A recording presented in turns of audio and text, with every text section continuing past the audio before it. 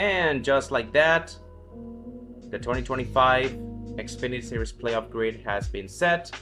Um, so, once again, we have a job to do, playoff predictions, and you know the drill about it. These predictions, or at least for this year, it's pretty tough because aside from the top two guys, anybody else, it's pretty wide open, honestly.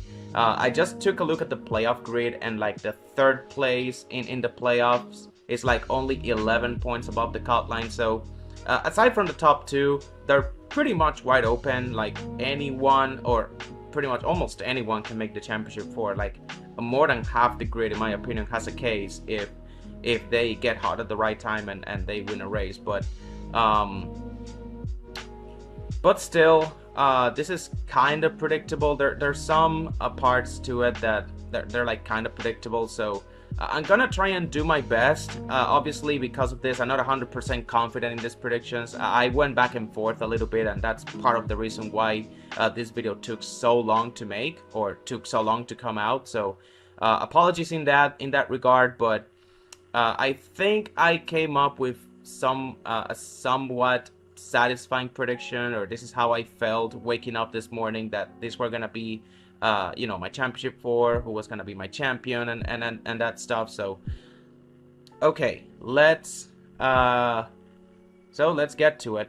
Round of 12 starts tonight at Bristol, and then they have we go to Kansas, and then the Charlotte Roval. So this is a pretty well, this round obviously has two drivers that I believe they're gonna be eliminated in this round. Those guys are Harrison Burton and Nick Sanchez.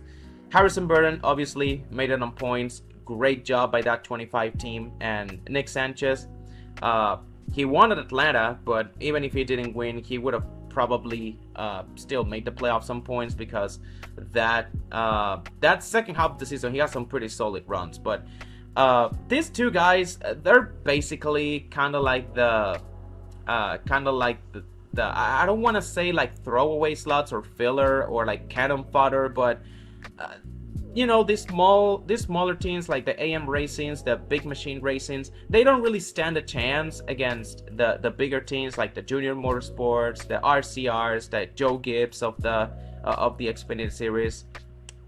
Even if these playoffs are kind of wide open in terms of who will make the championship four, there's still some sense of top heaviness. Like they're still very top heavy. So unfortunately, that leaves Harrison Burton and Nick Sanchez out. You could say that no one expected them to make the playoffs. I mean, some people expected Sanchez to make the playoffs, probably because of the success that Kligerman had with that team. But Harrison Burton, I don't think anyone had them. I know a lot of people had like Christian Eckes or William Sawalich making the playoffs. I know I did, because I predicted those two guys will make it over the 25 and the 48, and they didn't. So that's part of the reason why they're here, and also part of the reason why they're being eliminated in the first round, despite the fact that they've had pretty good seasons, but they're not championship contenders in any way, shape, or form. Can they make it to round of 8? Yes, but it's gonna take some help from some of these guys just having a terrible stretch of races for that to happen. Speaking of a guy that is very prone to having bad stretches of races, Sheldon Creed, still looking for that first career win, and unfortunately, again, makes it to the playoffs on points, but he was pretty inconsistent all throughout the playoffs. Sometimes he will run top 5, sometimes he would just end up wrecking out, and because of that, he is even if he got some stage points in some races, his finishes were pretty all over the place, and of course he's still looking for that first career win. So it's very hard to see, or rather to predict where Sheldon Creed will go, because he could go in a lot of ways. If he wins in the playoffs, which could very well happen, if he gets that first career Xfinity win in the playoffs, I could see him maybe going all the way to the championship 4. Not that it's gonna happen, obviously, And I really tried to put him in the round of 8, but I just, in the end, I just couldn't, or I didn't feel comfortable putting him over some of those guys. So, unfortunately, this is where it ends for him. I feel like a round of 12 exit, unfortunately, is what's in store for Sheldon Creed, unless he shows some marked consistency, or even some, or rather, wins the race outright. If he wins the race outright, I might actually even put him in championship for consideration, because like I said, the playoff grid is pretty tight. Aside from the top two, everyone else has, if they get hot for a couple, mini stretch of races, they could actually make it to the championship four. But and you could say the same for most of these guys, like Sheldon Creed. I have him out the round of 12, but he could make it to the championship four. Same thing with Taylor Gray. I could also see him making it to the championship four if he ends up winning a race or getting hot in the playoffs. But and speaking of Taylor Gray, he is the other driver that I have right here eliminated.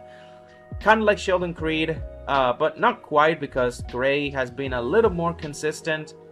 And you can make the argument that simply because he's driving for Joe Gibbs, that he should be in the round of 8. But again, like I said, it's very top. It's very heavy at the top.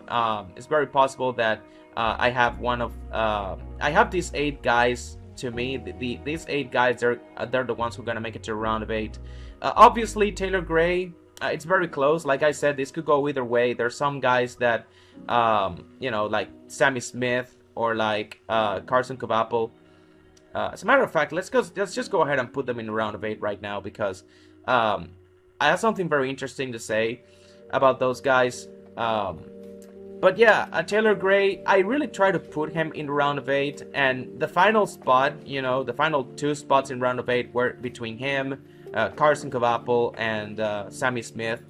To me, those 3 guys, they're kind of in the same ballpark of, they're driving for top tier organizations. They're pretty solid drivers. They've done a relatively good job with the equipment that they've been given. Obviously, Cavapple and Gray are rookies, so they get more leeway than a Sammy Smith, for example.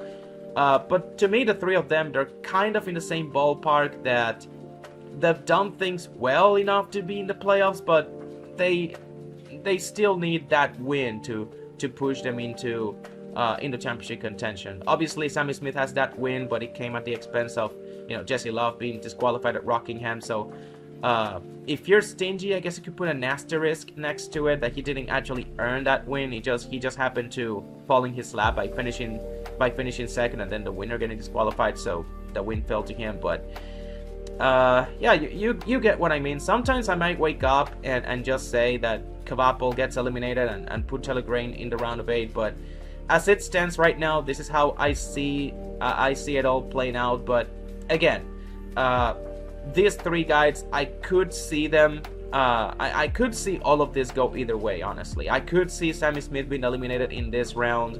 I could see Cavapple getting eliminated in the first round. I could see Sheldon Creed making it all the way to the championship 4. I could see Taylor Gray advancing past this round. Like I said, there's a lot of variance in this playoffs. Because if you took a look at the playoff grid again, it's extremely tight. Brandon Jones, he is another driver that his stats won't blow you away, and if he has a bad stretch of races, he could also very easily be eliminated in round 1. But I feel he has enough experience, and he's been through this before. And he is a veteran of the series. Believe it or not, this is like his 10th full-time season in the Xfinity series. So I do believe he has enough experience to, at the very least, make it to round of 8. But again, I could also see him making it out of the round of 12, being eliminated in round 1, because he hasn't exactly been. His numbers would suggest he hasn't exactly been consistent. He only has like a 1 win, 5 top 5s, 10 top 10s. Like, his stats are pretty comparable to those of Taylor Gray, Cavapple, and Sammy Smith, even Sheldon Creed. So again, most of these guys are in the same ballpark, which again contributes to the variance of this of this playoff grid. But and finally, Austin Hill. If it wasn't for that suspension at Indianapolis and he didn't lose all of the playoff points, Austin Hill would be a shoo-in for the championship four because simply because of the amount of playoff points he would have accumulated. But because he got suspended and lost all of those playoff points, he's gonna have to do things next to perfect in order for him to even make it to the championship four. And unfortunately, since he doesn't have that buffer, obviously I do think he can make it out the round of 12. I do think he's got enough. Bristol might kind of be a problem because, you know, he kind of struggles at the short tracks. They kind of be his Achilles heel and stuff like that. But Kansas is on that round, and he's also been pretty underrated on road courses. If you look at his stats on road courses this season, he has like the second best average finish, of course only behind Connor Silich, but Hill has been pretty good at road courses. He's been right there running top 5. So I do believe he can make it out of the round of 12, unless he has like a catastrophic day at Bristol that puts him extremely behind the 8 ball, which at that point he's gonna have to, it's gonna be almost a must-win situation pretty much for him. But once you get to round of 8, you know, Talladega is obviously in that round, and Austin Hill, we know how good he is, so there's still a chance he might make it to the championship 4 simply off of that Talladega win. However, I'm not banking on it simply because I feel like that 21 team, or specifically the driver of the 21, he's gained way too many enemies with his on-track aggression. Obviously, I mentioned the incident with Almirola where he got suspended, but also the crash at Watkins Glen, the massive crash at Watkins Glen that drew more scrutiny his way. Also wrecking on the last lap at Daytona, just causing the big one after pretty much he was just salty that everyone just left him out to dry on that last lap. Nobody wanted to work with him. So I feel like something similar is going to happen at Talladega, where when it comes crunch time, I feel like everyone will leave that 21 out to dry because he is not only because he's extremely good on super speedways, but also more importantly because he has gained way too many enemies on the throughout the regular season that I don't feel they're gonna I don't feel they're gonna want to work with them, even if it's the only chance they have at winning a race. They'll rather just lose the race if it means that they're not gonna give the 21 a chance to win. So unfortunately, it feels like that Austin Hill, he has dug his own grave. But if he does win Talladega, I'll be damned, like most of the NASCAR fan base. But if I was a betting man, I think this is where it ends for me right now. And by default, this means that Jesse Love, Sam Mayer, Justin Allgaier, and Connor Silich are your championship 4. Now, Allgaier and Silich are the obvious ones. These two are have been the 2 best drivers of the season. Silich in particular, with that insane stretch after that back injury he suffered at Texas. And if you look at his stats before and after that that injury where he had to miss the Texas race, the back injury he suffered at the spring Talladega race, it's literally night and day. Because Silich, he won a COTA, scored a couple top 10s, but other than that, he was like a mid-pack driver he looked like a mid-pack driver almost for the first like 10 races. And then after the Talladega wreck, he missed the race at Texas, and then something just clicked, and he has literally finished every single race since then in the top 5, and he snatched the regular season title that it looked like it was gonna be Allgaier's. Midway through the season, Allgaier had like a massive points lead in the regular season after winning Nashville. But then after that, he never won a race again for the rest of the year, and he just started bleeding points with DNFs and some crashes and other other forms of bad luck like that, which obviously ended up allowing the 88 to catch up and eventually take the regular season title away from him. But still, Allgaier enters with a massive cut line in the playoffs. Obviously, not as massive as Connor Silich, but still 30 points above the cut line. With Bristol and Kansas among his best tracks, and also the Roval. He's not really bad at road courses either. He just has some. He's just pretty prone to bad luck at those types of tracks. Which is something that I've noticed recently. So, I guess you could take your pick between either of those two of them as your champion. And then obviously we got Sam Mayer and Jesse Love. Are those two guys like straight up championship 4 material? Not really, and I could see them. I could very easily see them losing in the round of 8, either of them, because, like I said, the cut line is very tight. All it takes is a good 3-race stretch from like an Austin Hill or a Sheldon Creed for them to replace one of these guys in the championship 4. But aside from the 7 and the 88, these other 2 spots are wide open. I only have Sam Mayer and Jesse Love here because they have been like the best of the rest in the regular season.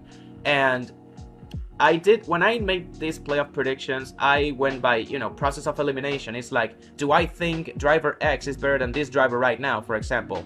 And I came to the conclusion that right now, as of right now, it's very hard to justify Austin Hill over Jesse Love or even Sam Mayer in a championship 4. Very hard to justify Brandon Jones in the championship 4 over those two guys at 2 out of 41. Same goes for Sheldon Creed or Cavapo. So as it stands right now, obviously it might change. This is subject to change with how they, based on how they perform. But as of right now, and this is the championship 4 that most of the people at the CW have. It's Silich, Allgaier, Hill, not really Hill. Silich, Allgaier, Sam Mayer, and Jesse Love. So I guess this is what I'm gonna roll with it. Again, I'm not fully confident because again, the level of variance is so huge, and the playoff bubble is so tight that again, aside from the top 2, it's very hard to predict who exactly is gonna make it out of each of the rounds. What I can predict, however, is who the champion is gonna be. And as much, the title race is at Phoenix, the final race for the final time in who knows how long. But for the time being, this is gonna be the final championship weekend at Phoenix. Thank goodness. And of course, with the title race being at Phoenix, if Allgaier makes it, he's gonna be a huge threat, especially since he's a defending champion. He's gonna be looking to repeat, go back to back. He no longer has the pressure of winning a title or when he will win a title because he already did that last year. He already took care of that. So could he go back to back? There's definitely a good chance because it doesn't matter who he's up against in the championship 4. He's gonna more than likely gonna be the odds-on favorite. And if you pick him to win the title, obviously I wouldn't blame you. However, out of principle and because I feel he deserves it more, I'm gonna pick Connor Silich. Now, if Allgaier wins, obviously I'm not gonna be mad because, in my opinion, he's like the only other driver that I would tolerate winning this title over Silich. But if I had to pick, I would pick Connor Silich right now. Now, will he keep up the momentum that he had in the regular season? That massive momentum, because that top 5 streak, it's not sustainable. Even if that 88 team brings their A game, their best stuff to the playoffs, they're eventually gonna slip up. Silich is a rookie. He's eventually gonna slip up at some point. Now, he's got a massive gap, so unless something catastrophic happens, I think he's gonna be smooth sailing to the championship 4. I think he can afford like a bad race per round, honestly. A bad race or 2. As long as it's not like 2 bad races in the same round, then I feel like that's gonna really amplify the pressure on that 88 camp. But out of sheer principle and because I feel he deserves it, similar to how I feel Corey Heim deserves it in the Truck Series, I have to pick Silich to win the title. I just have to because he is the most deserving one. Maybe he's not the favorite to win because, Allgaier is gonna be tough to beat Allgaier at Phoenix, and this is why I said it. If Allgaier wins the title at Phoenix, I'm not gonna be mad. I'm gonna be a little mad because Silich was the best driver, didn't win, who was Silich, but Allgaier being the second best driver, winning the title in this elimination style format, I can take that. Allgaier, you can make the case that Allgaier has deserved multiple championships already. But yeah, those are my Xfinity Series playoff predictions. A little bit of a different video, I guess, if you caught the vibe. But again, that's simply because I just could not make a script. This was totally unscripted, because literally I have no way of predicting, and even then, I'm not fully confident that this is gonna be what's actually gonna happen. Again, like I said, it all depends on which drivers have good runs, which drivers have bad runs, because aside from these guys from the 7 and the 88, everybody else, the rest of the playoff field, is very wide open. Sam Mayer right now, he enters the playoffs third, but only plus 11. One bad race, like an engine failure in stage 1, and he is behind the 8 ball. And if he doesn't recover, then we might be talking about Mayer getting eliminated, that 41 getting eliminated in round 1, similar to Jesse Love. So one bad race can really change the entire complexity of this bracket. So this is why I say this is not an accurate prediction. I decided not to make a script for this. I just decided to go with my gut instinct right now, and this is what my gut instinct tells me right now. So I guess we're just gonna go roll with it and see what comes out of it. So yeah, I'm out.